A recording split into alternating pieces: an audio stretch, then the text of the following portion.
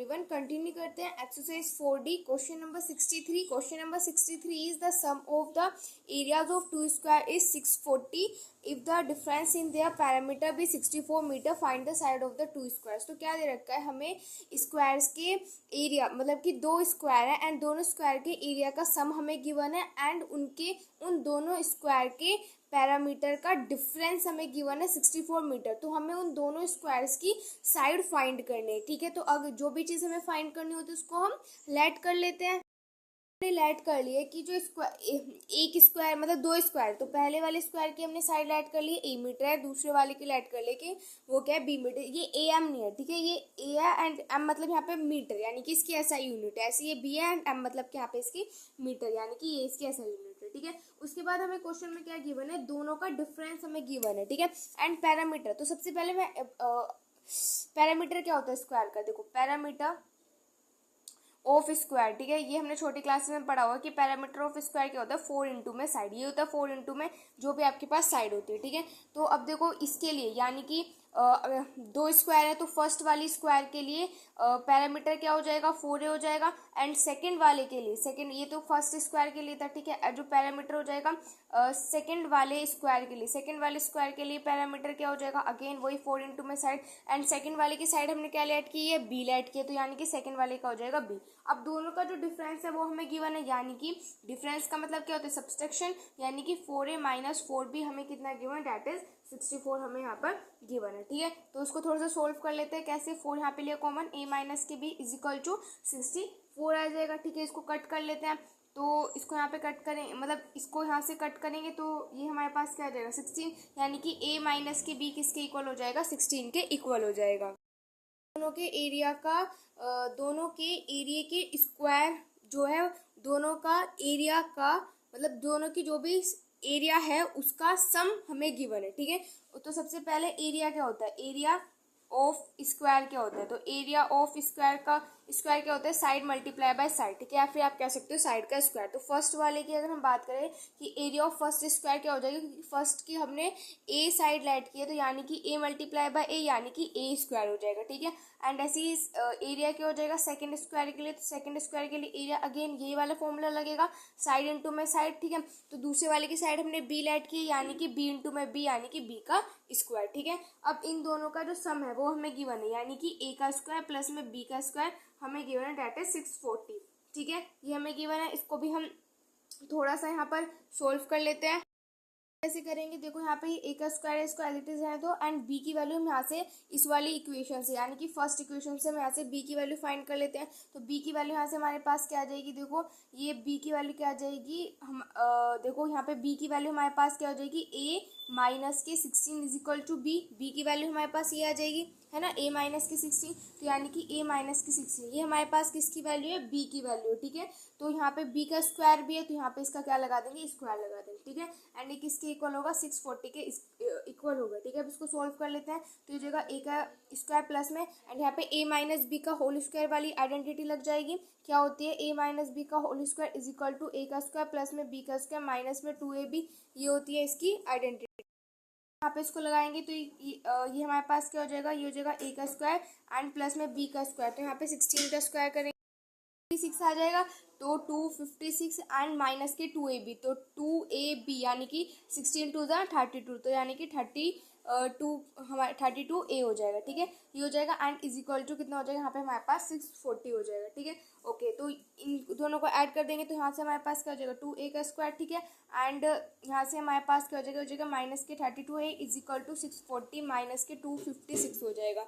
अब इसमें से यहाँ पे इसको कर देते हैं सब्ट्रैक्ट, तो ये यहाँ पे हो जाएगा 2a का स्क्वायर माइनस के 32a इज इक्वल टू, इसमें से इसको सब्ट्रैक्ट करेंगे तो कितना आ जाएगा 384, ये आ जाएगा। ठीक है, आगे सोल्व करते हैं, तो आगे हो जाएगा 2a का स्क्वायर माइनस के 32a एंड इसको भी इधर ले आते तो माइनस के 384 इज इक्वल टू 0। ठीक है, अब हम यहाँ से क्या ले सकते हैं, 2 को कॉमन ले सकते हैं, तो 2 को यहाँ से हमने लिया कॉमन, तो ये जगह a का स्क्वायर माइनस के 16 है माइनस के 192 इज इक्वल टू 0। ठीक है, 2 उधर जाएगा तो उधर जाके 0 हो जाएगा, तो यानी कि हमारे पास क्वाड्रेटिक इक्वेशन क्या आ जाएगी, a का स्क्वायर माइनस में 16a माइनस के 192 इज इक्वल टू 0। ठीक है, अब हमें दो नंबर ऐसे चाहिए कि जिन दो नंबर की मल्टीप्लाई करें तो 192 आ जाए एंड सब्ट्रैक्ट करें तो हमारे पास क्या आ जाए 16 आ जाए। ठीक है, तो ऐसे दो नंबर्स हमारे पास कौन से हैं 24 एंड 8, ऐसे दो नंबर्स हैं हमारे पास। ठीक है, तो ए का स्क्वायर माइनस में 24 माइनस के 8 ए माइनस के 192 इज इक्वल टू 0। सो ए का स्क्वायर बाहर माइनस का साइन है तो अंदर का जो भी साइन होगा उसको चेंज कर देंगे एंड साथ ही साथ में इसकी एक इनकी ए के साथ क्या कर देंगे मल्टीप्लाई। तो यहाँ से ए को लेंगे कॉमन तो ये जाएगा ए माइनस के 24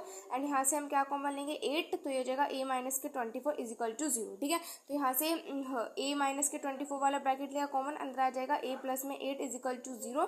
सो यहाँ से हमारे पास ए की वैल्यू क्या आ जाएगी, ए की वैल्यू आ जाएगी यहाँ से हमारे पास 24 एंड यहाँ से ए की वैल्यू आ जाएगी माइनस के 8। तो हम क्या करेंगे पॉजिटिव वैल्यू को कंसिडर करेंगे। ठीक है, तो यहाँ से हमारे पास ए की वैल्यू तो कितनी आ गई है 24। ठीक है, अब हम यहाँ से अपनी बी की भी वैल्यू फाइंड कर सकते हैं। ठीक है, ए की वैल्यू तो हमारे पास 24 आ गई एंड बी की वैल्यू कैसे आएगी, ए में से हम क्या कर देंगे 16 को सब्ट्रैक्ट कर देंगे, यही कर देंगे है ना। तो ए क्या है हमारे पास 24 एंड 24 में से 16 को सब्ट्रैक्ट कर देंगे तो कितना आ जाएगा 8 आ जाएगा। ठीक है, तो यानी कि बी की वैल्यू हमारे पास क्या आ गई है 8 एंड ए की वैल्यू क्या आ गई है 24। ठीक है, तो यहाँ पे आप लिख लेना कि ए की वैल्यू कितनी आई है, ए कितना हो गया 24 मीटर एंड बी हमारे पास क्या है डैट इज 8 मीटर। ठीक है, सो ये हो जाएगा क्वेश्चन नंबर 63 का आंसर।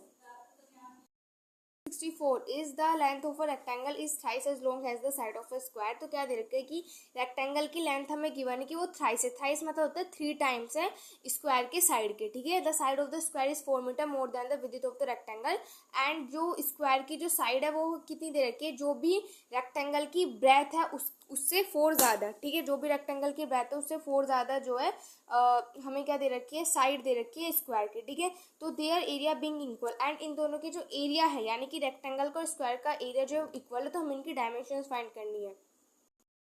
हम क्या करते हैं जो स्क्वायर है उसकी साइड को लेट कर लेते हैं कि उसकी हर एक साइड जो क्योंकि स्क्वायर की हर एक साइड इक्वल होगी। ठीक है, तो यहाँ पे हम लेट कर लेते हैं कि स्क्वायर की जो साइड है वो क्या है x सेंटीमीटर है। ठीक है, तो यहाँ पे लेट कर लेते हैं कि let each side of a square be x centimetre. ठीक है, स्क्वायर की जो हर एक साइड उसको हमने x सेंटीमीटर ऐड कर लिया एंड जो रेक्टेंगल की लेंथ है, रेक्टेंगल की लेंथ क्या है 3 टाइम्स है स्क्वायर की साइड की, यानी कि लेंथ ऑफ रेक्टेंगल क्या हो जाएगा थ्राइस है, किसकी थ्राइस है स्क्वायर की साइड के। तो स्क्वायर थ्राइस मतलब 3 एंड स्क्वायर की साइड कितनी है x, तो 3x सेंटीमीटर हो जाएगा। ठीक है, उसके बाद जो विड्थ है रेक्टेंगल की, जो विड्थ है, विड्थ क्या दे रखी है हमें रेक्टेंगल की, रखा है कि जो स्क्वायर की जो साइड है वो क्या है 4 सेंटीमीटर ज़्यादा है रेक्टेंगल की विड्थ से। तो यानी कि हम इसको ये लिख सकते हैं कि जो रेक्टेंगल की जो विड्थ होगी,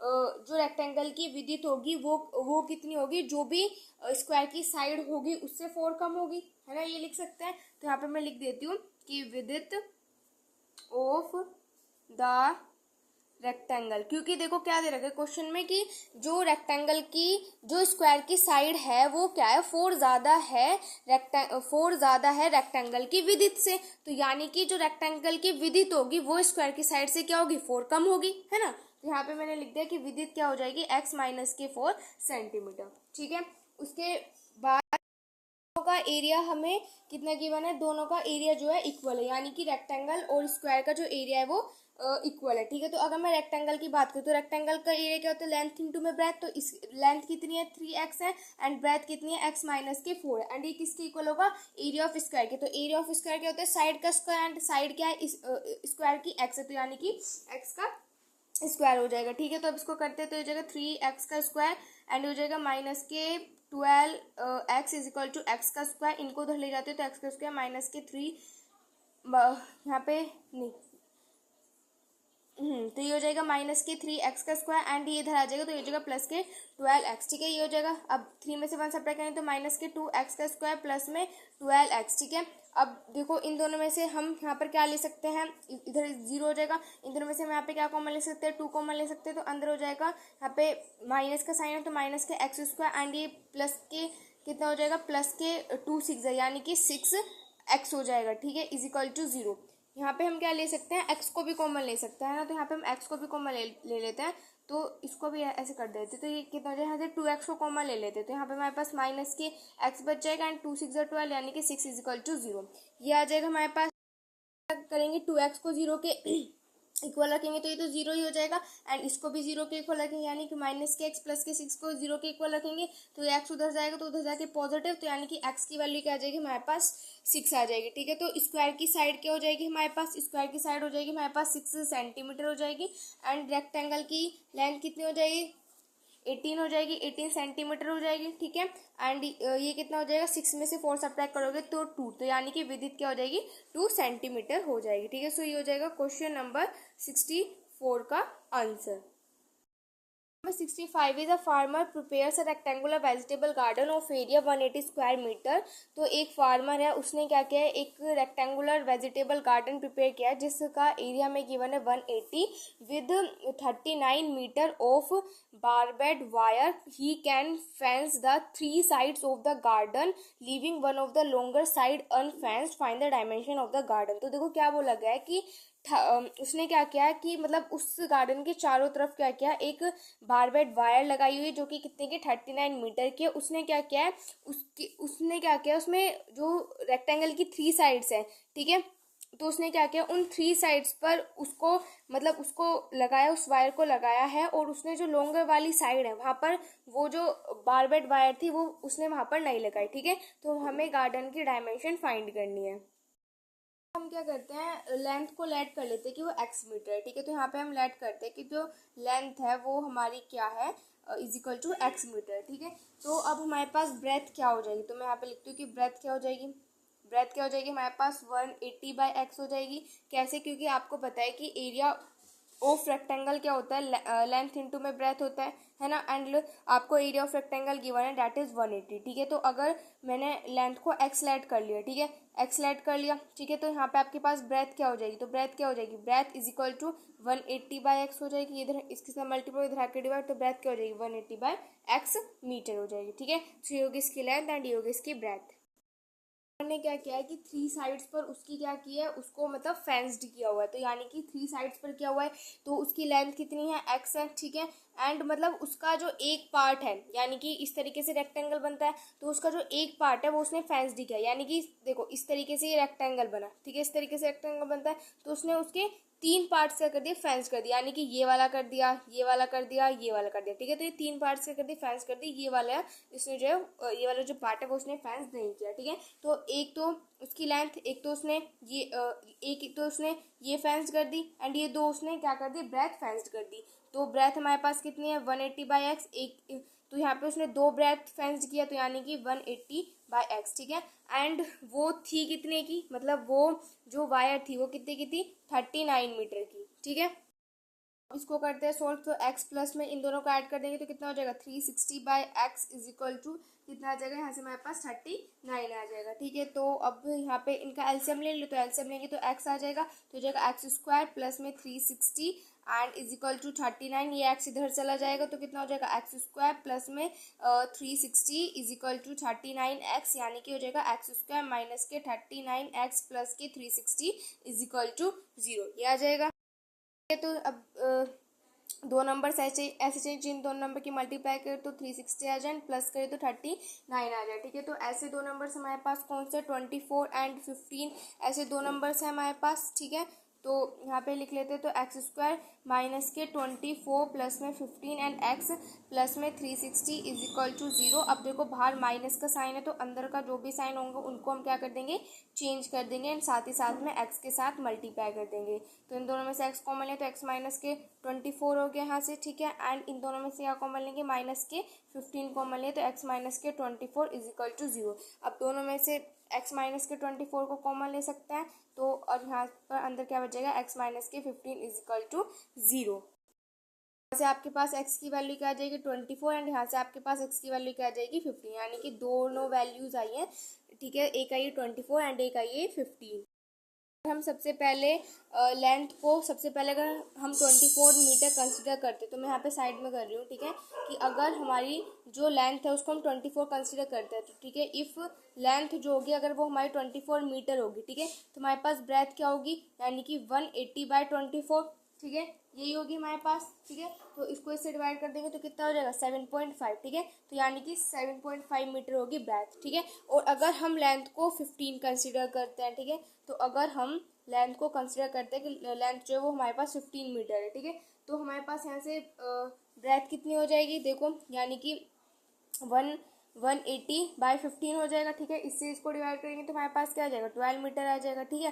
तो यानी कि अगर लेंथ हमारे पास 15 मीटर होगी तो ब्रेथ क्या होगी, 12 मीटर। अगर लेंथ 24 मीटर होगी तो ब्रेथ क्या होगी हमारे पास, 7.5 मीटर। ये दोनों ही आंसर हो सकते हैं, ठीक है। सो ये हो जाएगा क्वेश्चन नंबर 65।